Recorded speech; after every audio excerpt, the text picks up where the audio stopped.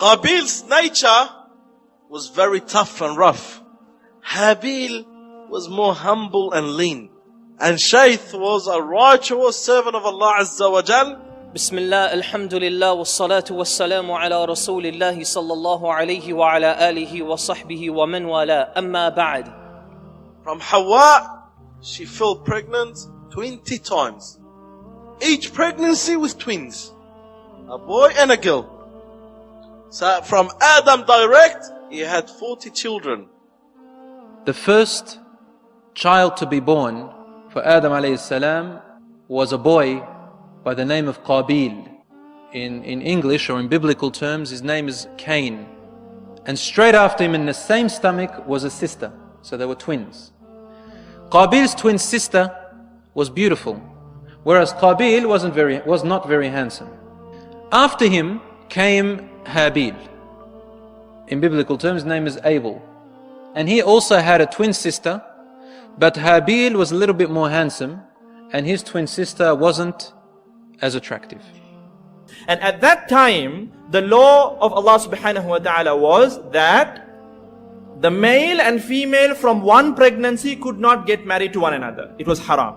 So the male from the first pregnancy had to get married to the female of the second pregnancy, and the female of the first pregnancy had to get married to the male of the second pregnancy. Habil had to marry the sister of Qabil, and Qabil had to marry the sister of Habil.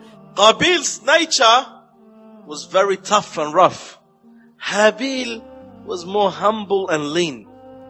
So Qabil had to marry Habil's sister, who was not that beautiful. So he looked at his sister and he was wondering, why should Habil get married to my sister who is so beautiful? And why should I marry his sister who is not that beautiful? Why can't I marry my own sister? So now they had a bit of an issue, and they took this issue to their father, Adam alayhi salatu wasalam. Allah subhanahu wa ta'ala reveals unto Adam alayhi salatu wasalam, and Adam alayhi salatu wasalam instructs both of them to offer a sacrifice unto Allah subhanahu wa ta'ala. And based on whose sacrifice is accepted by Allah subhanahu wa ta'ala, that individual can get married to Qabil's sister. So the laws of sadaqah at that time were that they had to take whatever they wanted to give in charity, offer unto Allah subhanahu wa ta'ala. They had to go and place it on top of a particular mountain, and a fire would descend and gobble up that charity. This was a sign that the charity was accepted by Allah, maqbool, accepted by Allah subhanahu wa ta'ala. Now Cain, he was a farmer. Abel, he was a shepherd. So Habil, he brings the best sheep that he had to offer as a sacrifice unto Allah subhanahu wa ta'ala. Qabil, who was a farmer, he brought the worst of his produce, and he placed that on top of the mountain. Fire came down and it burnt the sacrifice of Habil, of Abel. The sacrifice of Qabil was just left like that. So the sacrifice, the charity of Habil was accepted, and the sacrifice of Qabil was rejected. So Qabil went up to Habil and he told him, I'm gonna kill you. So Habil was much more righteous than his brother Qabil. He said, if you pull out your hands out to me to kill me, I would not do the same towards you, because I fear Allah. If you want to take the sins, then you take the sins, so you could be from the people of the hellfire, and it's only the actions of the zalimin, the oppressors. So Qabil, now he starts to plot and plan how to kill his brother Habil. And one day Habil gets late to return home. He had gone to tend to his animals, and Adam alayhi salatu wasalam was now worried. Where is Habil? Where is Habil? And then he instructs Qabil, why don't you go and look for your brother, see whether any harm has befallen him, and bring him back home safely. Qabil goes out to look for Habil, and whilst he was going by the area where Habil used to let his animals graze, he finds Habil fast asleep by a tree. Qabil grabbed a massive rock and came and crushed his brother's head with that rock. And Habil was the first human being to be ever killed on the surface of this earth. The Prophet ﷺ said, from that day to the day of judgment, every innocent life that's been killed, Qabil gets a part of the sayyat. Why? Because he is the first one to start this killing and murder. And Qabil feel guilty. I killed my own brother. I got deceived, brainwashed by the shaitan and killed my own brother. And he looks at his brother's dead, bleeding. So what does he do? Leave him like that? So Qabil put Habil on his back and went. He doesn't know what to do. Never heard of someone being killed. Never heard of someone being dead. They don't know what to do with a dead body. Confused what to do with his brother. At that moment, Allah subhanahu wa ta'ala, in front of Qabil, 2 crows will come. One crow will kill the other one. And then after that crow will kill the other one, will dig up a hole and bury that crow and cover him with the dust. So Qabil saw that. He knew that's the way to do with his brother. So he dug up a hole and he buried his brother Habil in that hole. And then he became from the guilty ones, but did not repent. And what did Qabil do after that? Qabil, he grabbed his sister and he ran away from Adam. He's too shy to face his father. And lived on the flat surface of the land. Qabil was the first human being to live on the flat surface of the land. Qabil did not go back to his father.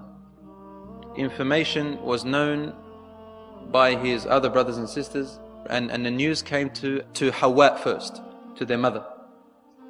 Some narrations say that Iblis himself came to Hawa, and he said to Hawa, Qabil killed Habil. And she said, killed? What does kill mean? And Hawa didn't know what death was.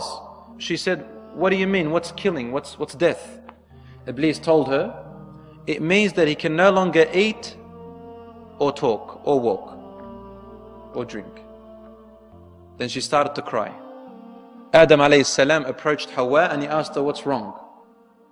And she wouldn't answer. She kept on crying. He asked her a second time. She wouldn't answer. She kept on crying. And he asked her a third time. She kept on crying and she wouldn't answer. Finally, Adam alayhi salam, he said, this is what the women among our children, they are more emotional at time of death and they will cry more. So Adam alayhi salam kept silent in relation to the news, but he said to Hawa, this will be the inherited attribute of our daughters. And then Qabil with his sister started to produce kids, and then the descendants of Qabil started on one side and Adam alayhi salam on the other side. And the corruption started to spread from Qabil and his descendants. And then after the death of Adam, it was his son Sheeth. Sheeth is one of the Anbiya who is not mentioned in the Qur'an. He is a Nabi that we know from Sunnah. Rasulullah says Allah subhanahu wa ta'ala had revealed 104 scrolls, 50 of them on Sheeth.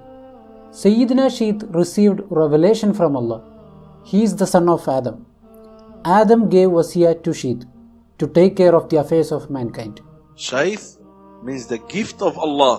When Adam alayhi salam lost Habil, and Adam loved Habil because of his righteousness, Allah subhanahu wa ta'ala replaced Habil with Sheeth. And Sheeth was a righteous servant of Allah Azza wa Jal. This son of Adam was very close to him. He obeyed his instructions. He learned from his father. He actually used to remind his brethren, his brothers and the nephews and so on, and the grandnephews. Whilst Adam alayhi salatu wasalam was alive as well, he continued to remind people of the beginning, because there was nothing else to remind them about at that particular time, besides to worship Allah alone and how shaitan had made a promise and so on. And from his progeny, from his children came most of the prophets. And some say all of the prophets ended up in his lineage. And Sheeth started to order with justice and fairness in the mountains, and spreading the good and the righteousness among the people that are living around the mountain. On the other hand, Qabil and his descendants were just spreading corruption and evilness. And they even were killing one another. And even the habits of their father was even increasing among them, killing each other, and the haram spreading among each other. So you had the people living in the mountain, the people of the good, and the people of evilness living on the flat surface of the land. And Qabil's descendants, their men were not as good looking as their women. And Sheeth and his people, their women were not as good looking as their men. And from that door, Shaitan played a big role to make the fitna in between. One of the orders of Sheeth among his people, he forbade them to mix with the people of Qabil. And they followed it, they did not mix, and they were saved to a great degree. After some time, a problem arose. Shaitan went to that side in the form of a handsome man. And when he went there, he asked for a job. Look, I need employment. I need to be employed here.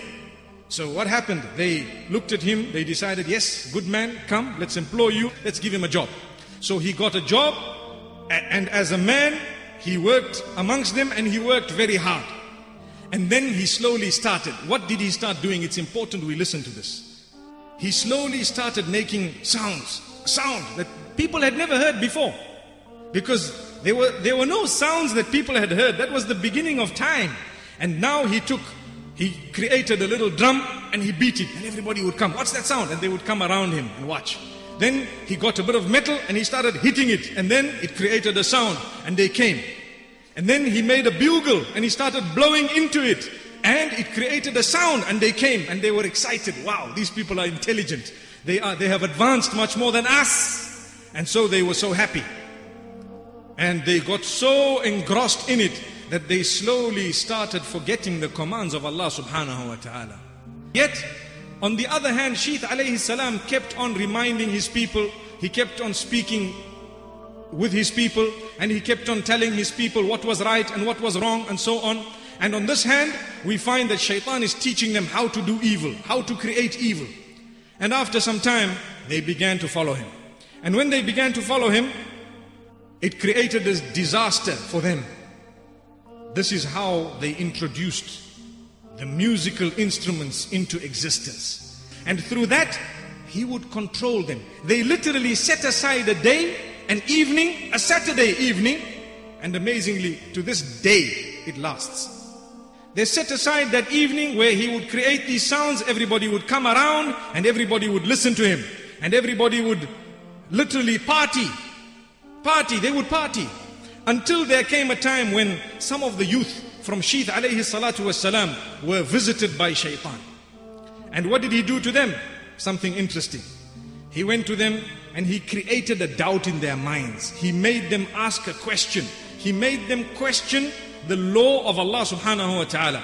Why is it that we are not allowed to mix with these cousins of ours, with these relatives of ours? What is the law all about? What is the reasoning? What is so bad about them?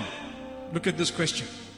So when they started asking this question, it was answered for them that look, Qabil had engaged in a crime right at the beginning. He engaged in a sin at the very beginning, and this is what he did. He engaged in murder, and his characteristics were different and so on. And for this reason, they were all on one side, and we are ordered not to mix with them. These youth were dissatisfied with the answer. Nah, doesn't sound too good to us. We're not happy with it.